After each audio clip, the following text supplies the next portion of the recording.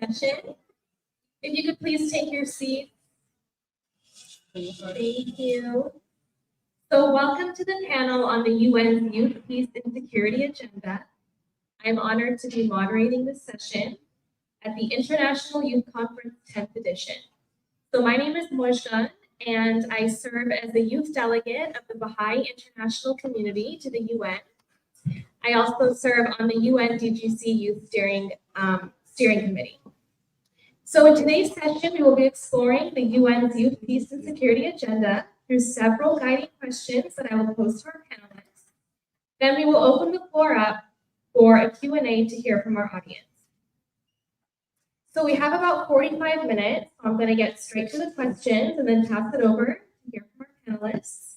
We ask that you please keep your remarks under 5 minutes so that we can get to the Q&A portion. So how effectively is the Youth, Peace, and Security Agenda being implemented globally, and what measures can enhance its success? How can we ensure meaningful and sustainable participation of youth in peace-building efforts, and what are the main challenges young people face in contributing to peace and security? Lastly, how can we ensure long-term accountability and sustainability in youth-driven peace initiatives, and what mechanisms are needed to track progress? Thank you. Water for our panelists. Okay, so we will now hear from our first speaker, Maria Udulova. Maria is a senior at Brookline High School in Massachusetts. She is a nuclear disarmament activist and currently serves on the steering committee of students for nuclear disarmament while also doing independent advocacy work. She serves as the Policy Development Director for the American Youth Association. Over to you, Maria. Thank you so much, and thank you so much for having me on this panel. Yeah, I have since about last February had a lot of sort of experience with both leading my fellow youth activists in creating change, and then also seeing how we can implement the policy changes that we want to see in our world. And I think that the ideal balance for peace-building youth efforts is both youth autonomy and the opportunity to make decisions with simultaneous guidance, support, and mentorship from older organizations. I think that collaboration is key, of course, and actually at the American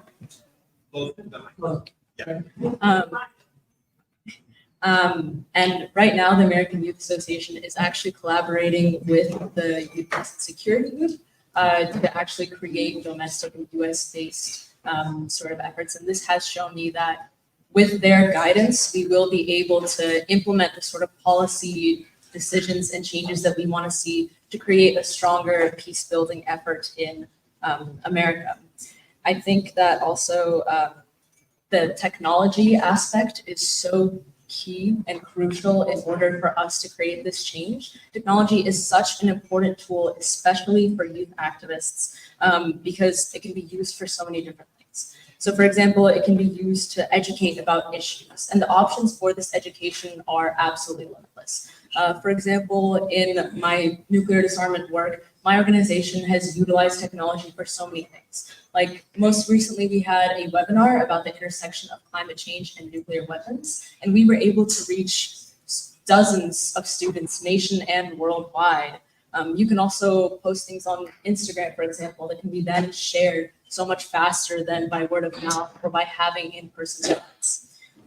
Also, collaboration is so much easier when you have digital tools at your use. So I love, Zoom. It has allowed us, both my disarmament organization and my youth policy organization, to collaborate with groups like those that work at the YPS or other youth groups nationwide in order to have more of an impact, in order to make more changes. And of course, tech can also be used to share youth success, which is crucial if we want to build a sustainable youth movement. And if we want to ensure that youth are seeing that we can make a difference, we have to show them success stories of other youths. So we have to show them that we can make an impact. And the only way to do this is if we broadcast these successes worldwide, which you can use technology. So I would recommend, if you are a youth leader in person here or tuning in online, please share as much as possible online so that other young people can see your success. They can see that young people are capable of making these changes, and also that there are ways that you can contribute. So, for example, if a youth is thinking, how can I make a difference in my country, my community, in my world? If they tune in and they see these actions online that like, oh, I can do this maybe in person or online, this can motivate them to make even more change. So, for example, I have used this again in our webinars and also in-person actions. So I have led a lot of youth in Massachusetts to the State House to lobby for climate and disarmament bills. And the only way that I was able to spread that information was by posting it online, was by encouraging people from other communities to come to the State House. So technology is such an important tool if we want to keep the youth movement sustainable.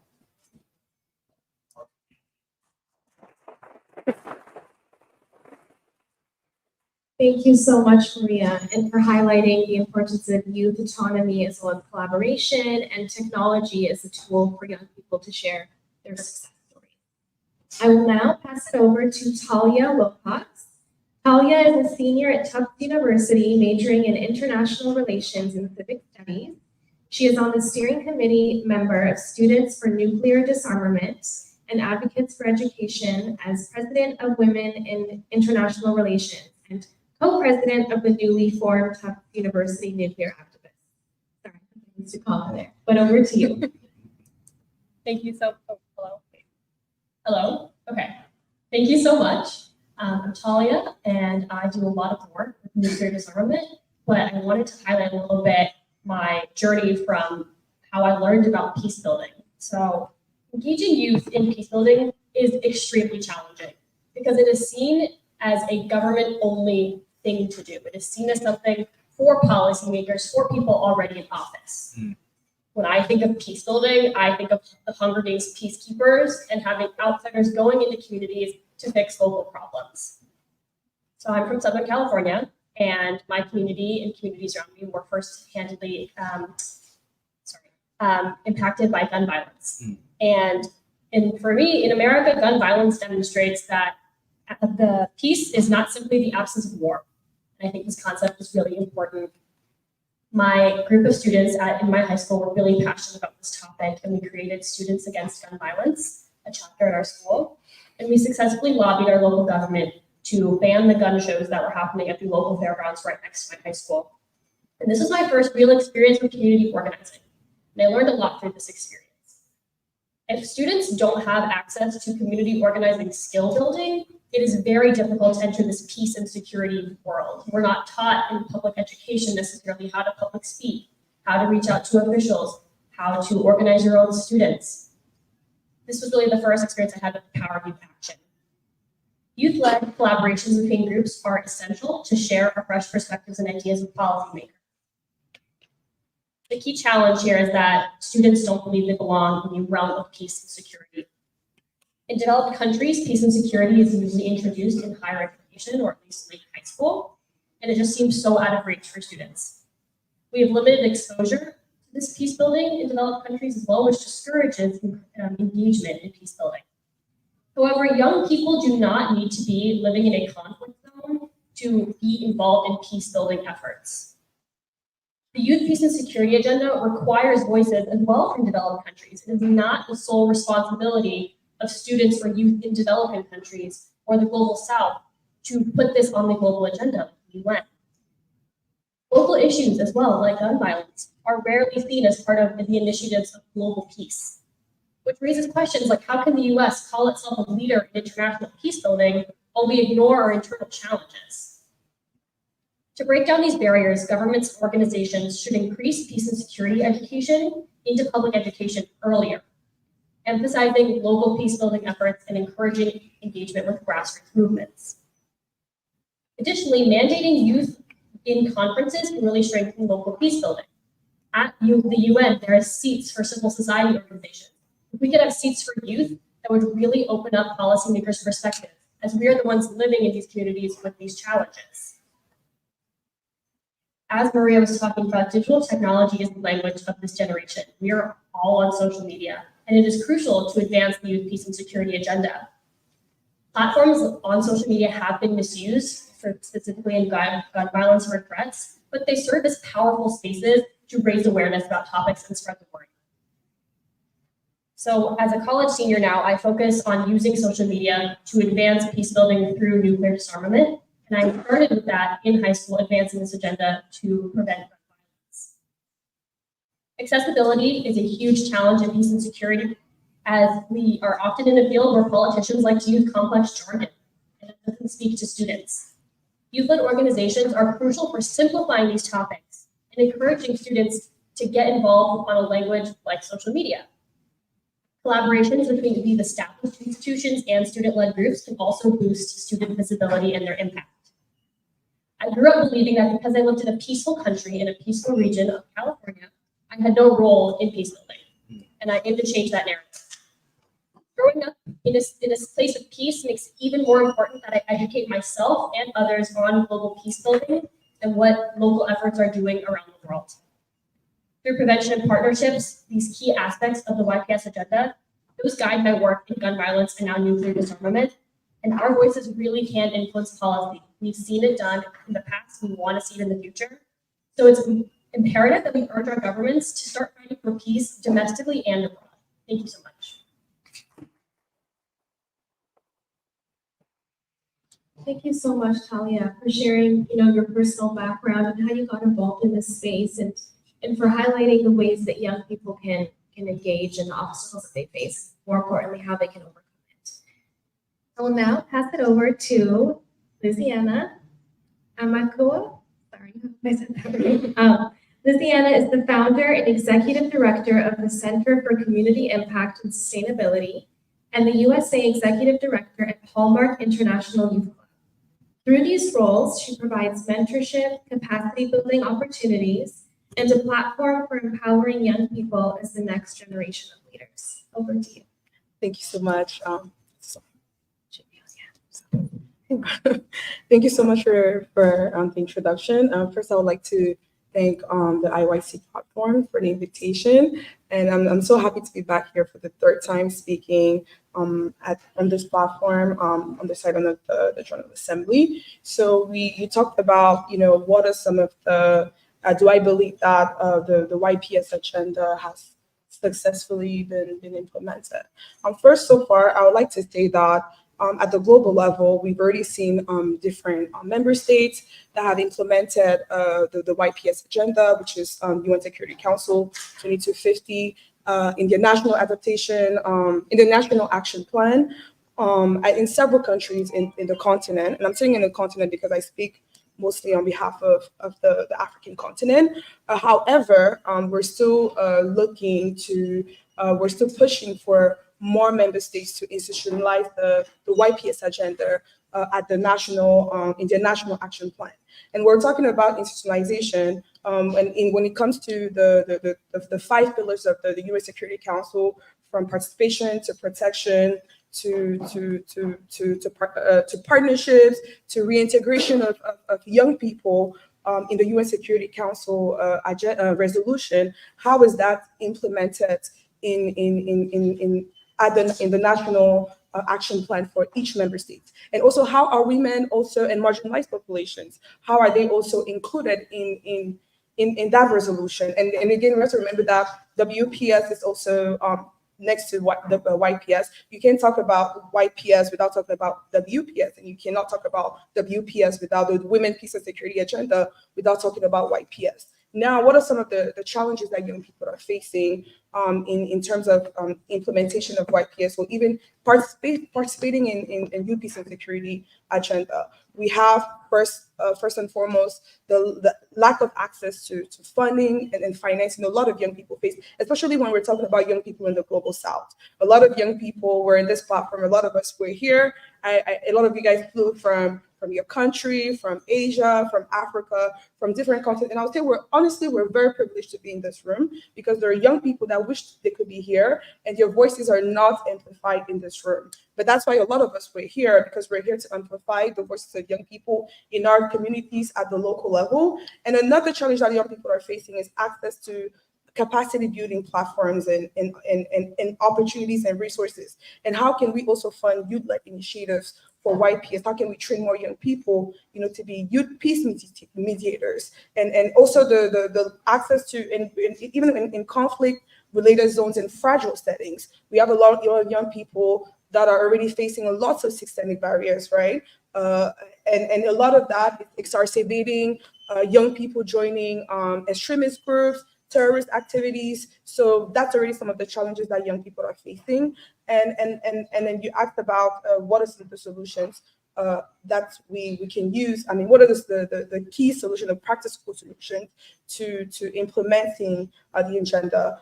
Again, I'll go back again to giving access to young people, access to decision-making platforms, because when young people were giving access to platforms, we're able to speak on behalf and be able to say what exactly we want. And also one challenge is, even just going back again, is because young people were as much as were vulnerable to fragile activities, to terrorist activities, but we're also drivers to youth peace and security. But a lot of young people have been identified as beneficiaries and not as actors. So already going ahead and be able to make our policymakers understand that we are also key actors to peace and security agenda, and also providing funding and providing capacity buildings. And just going back again to what are some of and last but not least, I would say, in order for that to be effective, we need to have measurable goals, right? Even when we're talking about the 2030 agenda, that's already at the midpoint of the 2030 agenda, and which is expiring in 5 years. And from the African context, we have the African Union 2063 agenda. So what are some of the measurable goals, the key performance indicators that are set, measurable targets to be able to track the progress of this, to the progress of the agenda, and ensuring that all of the key segments, the language is being implemented. So that's also very important. So I'm saying, why am I saying that? Because when you guys go back to your countries, or you're speaking to your policymakers, and then they're they're initiating and implementing resolutions, you have to make sure that it's being implemented. And lastly, we talked about what are some of success stories. I would like to share Isaac and I were actually I've had the opportunity to attend a lot of recently we attended a workshop, African Union, European Union, a workshop on revitalizing the YPS agenda with EU and AU member states. And again, those are platforms where young people are able to speak, and be able to go down, to be able to analyze and assess the YPS agenda and say, this is what we want, this is what is missing. Recently, I was in Montpellier, France, with the Institute of Public Diplomacy and Research, in collaboration with the municipality of Montpellier in France, where we drafted a Montpellier Declaration for the youth peace and security agenda. And we're able to gather youth demands from young people from across the world. And that was submitted to the Secretary General's office on, this is what we want in terms of the youth peace, this is what is missing, and having every young people's input. But I'm gonna stop there for now. Thank you so much.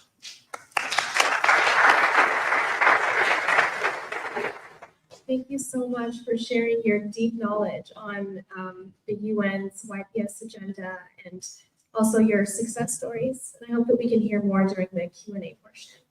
So last but not least, I will pass it over to my friend, Isaac Bayo, who is the Youth Advisor for Sierra Leone at the UN's Permanent Mission. He is a dedicated advocate and diplomat. He's known for his philanthropic work in education and healthcare in Sierra Leone, and his global advocacy for youth engagement in peace and development at the UN. Over to you, Isaac. All right, happy Thursday, everyone. I see beautiful faces here. And I would just like to acknowledge the power of women in peace and security on this stage. So thank you for your stories. This is amazing. Yeah. And I'd like to start off with a question just to interact with the audience. How many of you, by a show of hands, have started an initiative or have spoken to politicians and really felt like you weren't being heard? All right, let's make it even more personal. Let's say with our parents, with our friends, maybe with our partners. You spoke something, it literally makes sense, but then it goes in one ear and out the other. it makes you feel destabilized. It makes you feel like, why am I even fighting? This reminds me of a story of a young woman in Freetown named Mariatu. Right after our civil unrest, she helped her community fighting for their rights. But what was the problem there in the initiative of youth, peace, and security was the lack of formal structures at the time to formally recognize her efforts. Because I believe each and every one of you here who have made it to this panel, to this session, are working towards bridging the gaps in the Sustainable Development Goals. We're at a time, which is a once in a lifetime generation, where we are streamlined for the Summit of the Future. We've adopted the Pact of the Future and for future generations, but yet still, even though there's progress, the journey still feels a bit fragmented, and we're asking, where do we truly go from here? How do we truly apply the YPS framework in regional areas? We firstly start asking the question, who?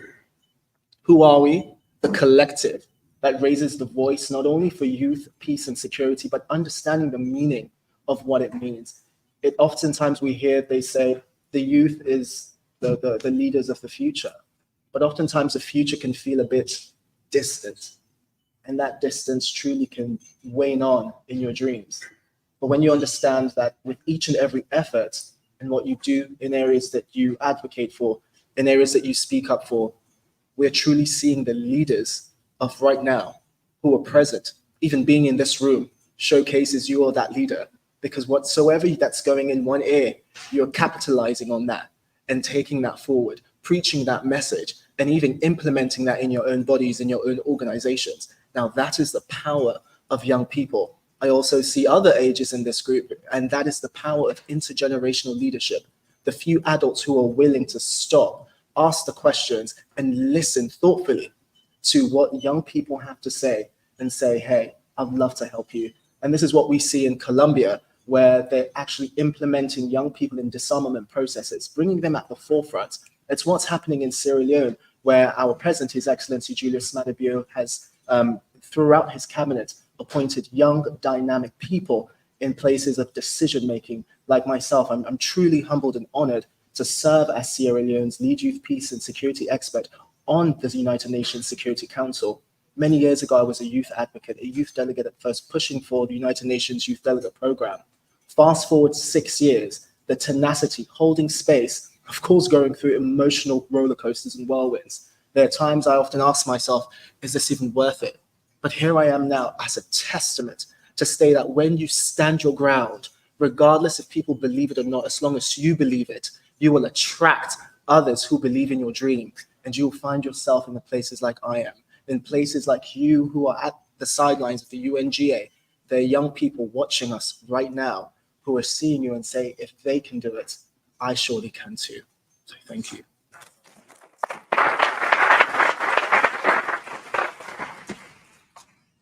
Thank you so much, Isaac, and for really answering the how in such a profound and moving way. And you really are a testament to, if you stick to your beliefs and continue advocating for them, you never know where it can take you. So thank you. Okay, so we will now move on to the Q&A portion of the session. So if you have a question, please feel free to raise your hand up. I will call on you. If you have a question online, you can go ahead and put it in the chat box, and I'll also take a look at the TV. Okay, so I saw a hand there, so we'll take your question. Please also introduce yourself. Hello, my name is Sheikh. Responding, asking questions really start by Isaac's conversation regarding structure. And my concern, as I listen to all of you, is that where do we go from here? It seems it's very easy in the current framework to go to war, to have conflict, to solve the collective problems that we have as well. And so you have to go back to ask the questions that are really important. Is the rule-based or collective security system that we have post-1945 working? And for me, it's a bit radical but I see these platforms as a platform to dissolve the voices of the questions we should be really asking. Because war and every other problem that we have come down to resource distribution. Since humanity has become so smart to transform the problems in a fancy way, from empires colonizing slavery to now having what we have as a system where people go to meeting rooms and decide this is how we want to solve problems. Go back home and try. And then in a few years, nothing really happens. And so the fundamental question we should be asking as young people, especially for those of us who are in this room, might someday in the distant future be in positions to make decisions for the majority who are back home in our countries where we come from, who don't have the places that we've seen, to ask ourselves, how do we solve the problems of the world? And that goes down to addressing problems of resources and resource distribution. Because conflict fundamentally comes from disagreement of compatible goals. We don't agree on how we want to see things go forward. And so we have conflict. And the role of collectives is to say, okay, let's come here and address these issues. So for me, I feel that as a youth, we should focus on addressing questions that have to do with distributing resources, which there is no really lack of. It's a matter of decisions as to where we want to go. Thank you. Thank you so much for that important question. So before we move on to other questions, I want to pass it over to our panelists. Maybe Isaac can start. I think maybe he has to head out a little early, so I'll pass it over to you. All right, thank you. You said your name was Sheku. My middle name is Sheku. So I liaise with you there. Sheku, many Shekus in the room. They think 3 times a charm, isn't it? Okay, to answer to your question about how we truly understand the value of following up, I'll tell you a story. There's a young friend of mine named Mohammed. He came out of university, ready to help, ready to bolster his advocacy for YPS. And interestingly, he had the verge, he had the passion. However, he mobilized young people. That was not the problem. Do you know what the problem was the chiefs, the elders in our community that looked at him to say he was too young to understand the severity and importance of the conflict that was happening. Now that is where it stalls for resources, because the very people we look up to understand us, to give us those resources, are the very people who lack the belief in us. So how do we go from there?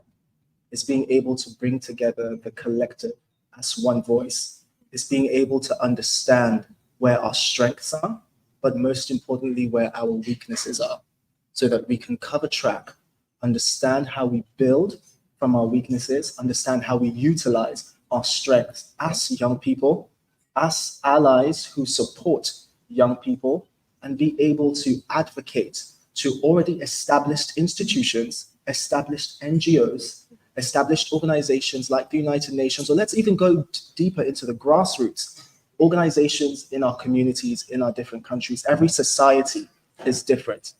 Our societies in Africa are clearly different than the societies in the global north. And that's where it comes to reality, to raise up our voice, to speak our truth. Because reality, there is power when we speak our truth. And when it is spoken with right action, with right force, and with compassionate peace that is assertive, just like the story of Nelson Mandela, the story of Martin Luther King, but most importantly, the story of everyone that is sitting right here, right now, who is striving to make a difference in their own lives, personally, career-wise. This is the culmination of the collective. And when we're able to understand each other, introduce each other, that simple hello can change your life for the better. So understanding that is galvanizing the support, Sheku, is being brave enough to find strength in your vulnerability, to ask the powerful questions, make the powerful requests that you need to do, because I know that somewhere down the line, that yes will eventually come as it came for me. So if I can do it, I'm sure you can. I have to apologize to you all. I have to leave. My president just requested for me, as I told Mojgan, but it was honestly a deeply humbling and honored experience to be on this panel once again for the second time. And I leave you all with peace. Thank you.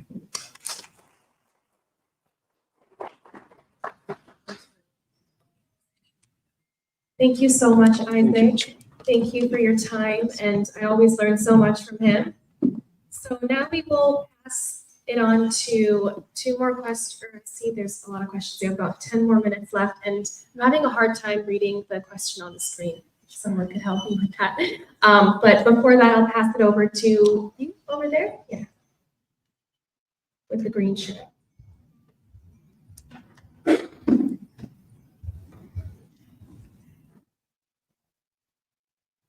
Hi, everybody. First, I want to thank our panelists for amazing comments and insight given us. So I'm Yasmin, and I am an advocacy officer at the global network of young activists and professionals called Truth Transforming Narratives, and we're working on elevating the voices, specifically from the global south, that we say, and really just pushing to have more spaces for them. So I guess my question that's related to the work that you do is, what you said has been amazing, very motivational, but I just want to know a little bit more about how you feel with just young people really being motivated and doing all this work in their countries, but it feels like on a global scale, you still have power and equality, where even the young people that are coming from our countries still watch confidence, especially in conflict areas. They are doing the work, but it feels like we're all screaming into a void, like we don't want this, here's the work that we're doing, but it's kind of out of our hands. So I guess my question to everybody and to you is, how can we really help bridge this, kind of minimize this power hierarchy that's in the YPS field and into the peace and security field in general?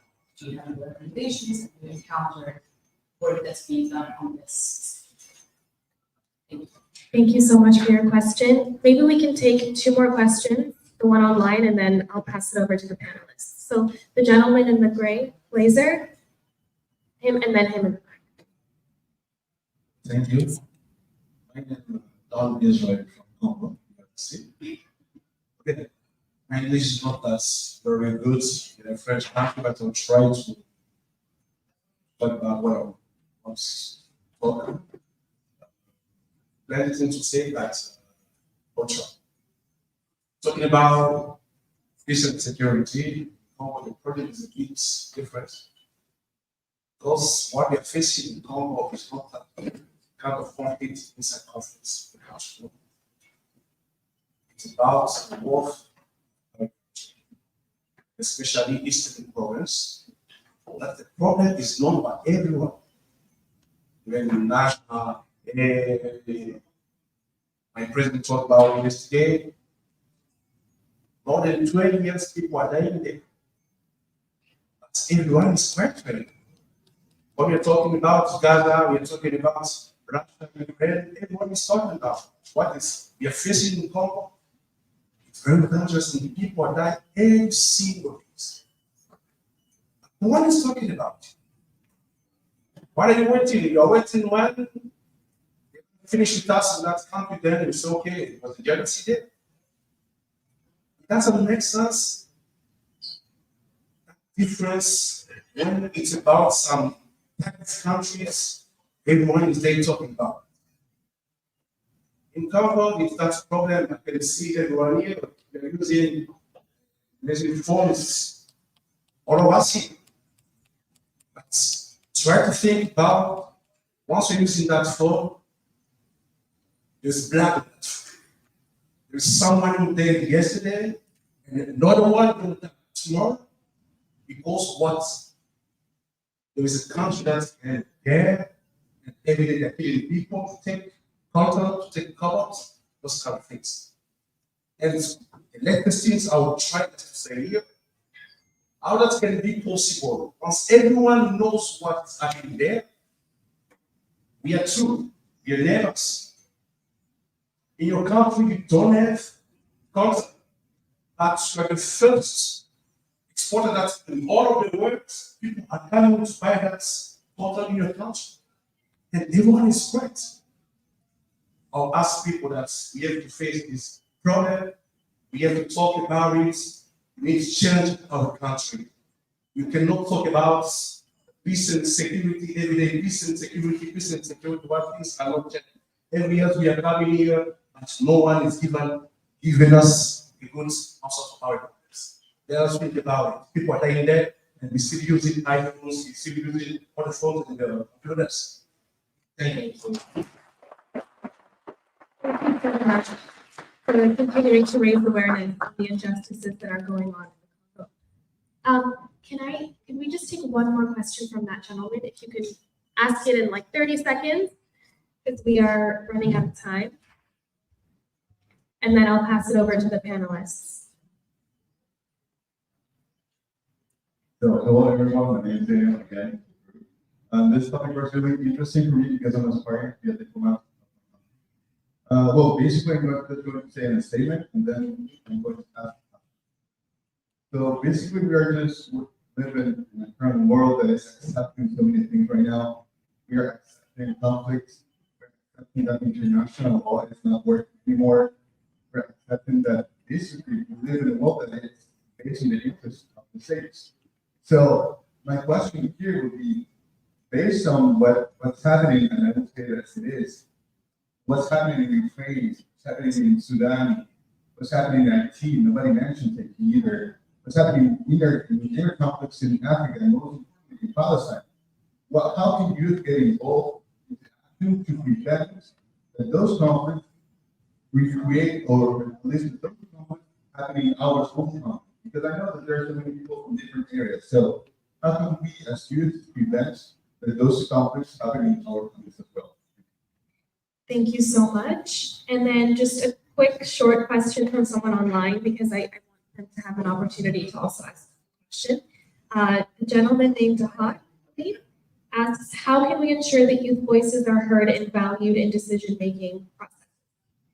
Okay, so I'll pass it over to our panelists and feel free to answer whichever question you're moved to answer. And we have about 3 minutes.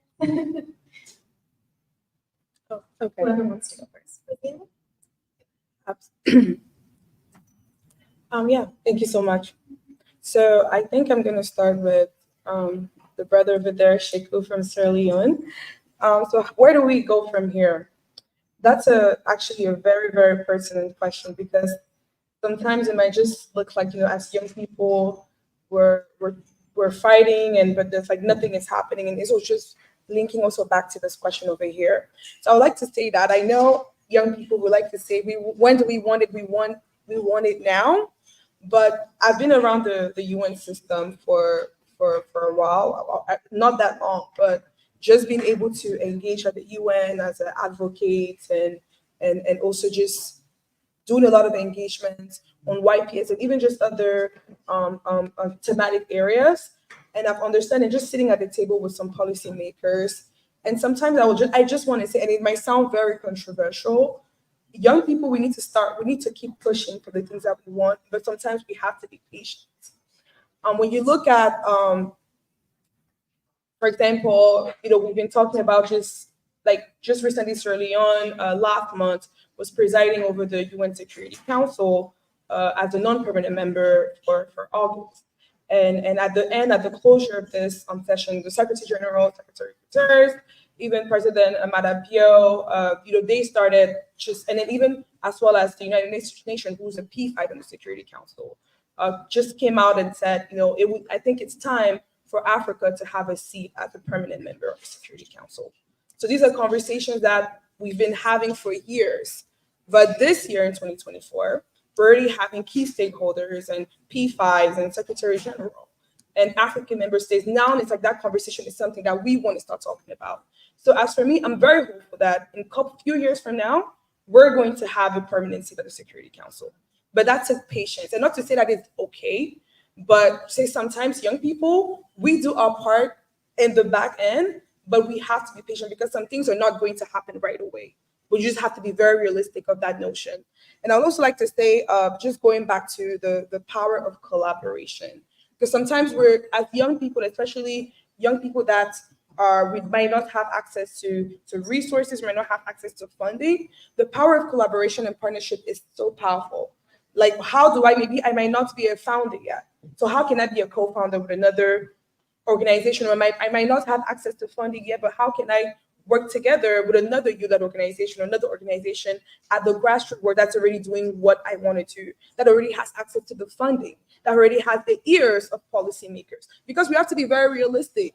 In Africa, unfortunately, I'm always, like I said, I always speak on behalf of the continent.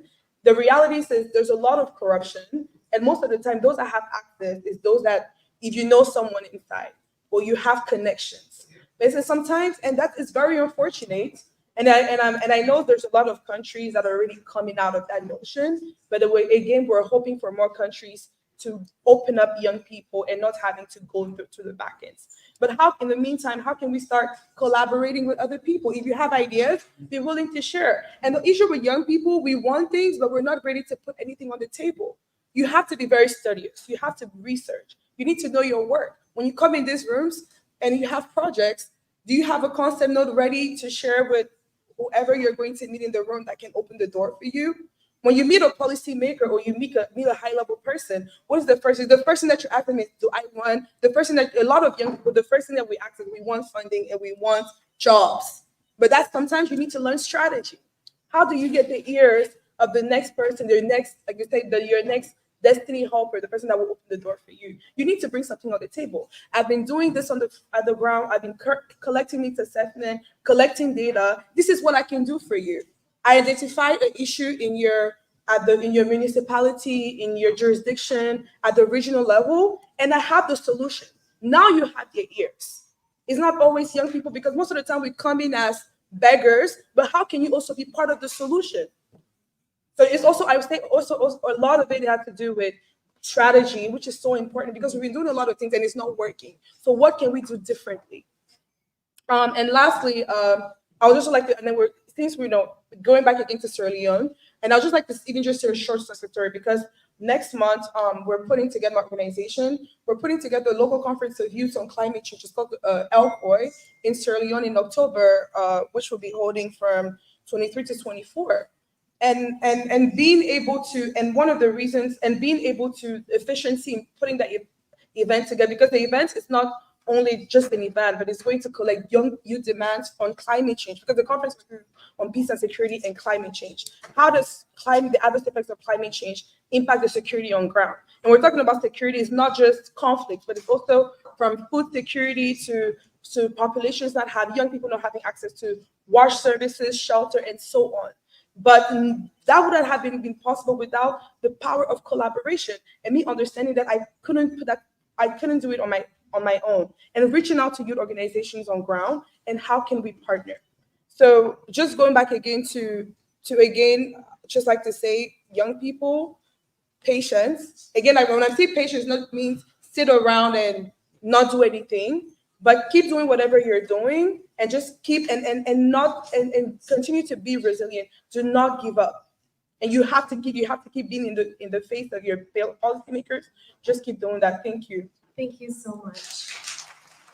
Thank you. We've been given a couple more minutes, so I would like to pass it over to our other two panelists to answer any of the questions that were asked. Thank you. I just have one thing that I want to say very quickly in interest of time relating to the online question and the two gentlemen over here. So within the nuclear disarmament movement specifically, similar to how I've been saying before, it just seems so relegated, like put in the sector of government officials and into the hard security sector. It feels so out of reach. And what we've been really trying to do is push on the humanitarian consequences and what will happen to each individual person's life if a nuclear bomb goes off or if there's conflict in your country, and focusing on that humanitarian aspect and connecting it to issues that young people already care about. For example, with nuclear weapons, it's hard, like you feel like, oh, I have too many issues to care about. I can't care about one more. If you care about climate change, you care about nuclear weapons, things like that. Pushing that humanitarian aspect, I think, really reaches students and young people. And as somebody mentioned earlier, this generation has a lot of empathy and compassion. And I think really focusing on that humanitarian aspect, humanitarian crises that are currently happening, is a very effective way to reach other people and get them involved in these issues. Thank you so much.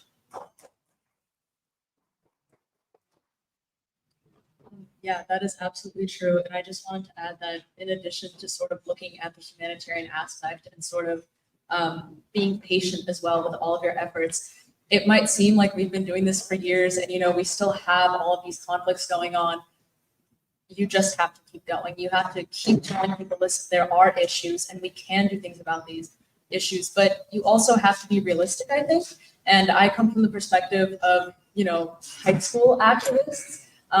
We have to think about how, what actions we can take that will actually make an impact at the policy level. So, standing outside of a state house with picket signs, yes, that will bring more attention to an issue, but also you have to see how you can put yourself in spaces where, for example, Congress people will listen to you, how you can team up with other organizations to push for policy that you want to see. So in addition to this patience and to this, attention to empathy and humanity, you have to keep going and you have to see what is in your capabilities that will actually make it.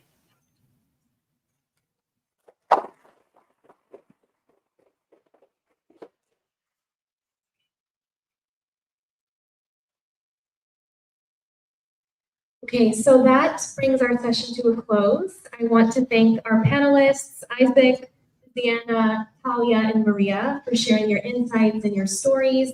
I know that I learned a lot about the YPS agenda that I didn't know when I came here, so thank you. And the audience, I'm sorry we didn't get to everyone's questions, but feel free to connect with the panelists after the session. And thank you to the youth conference organizers. It's always a pleasure being here. Enjoy the rest of the day.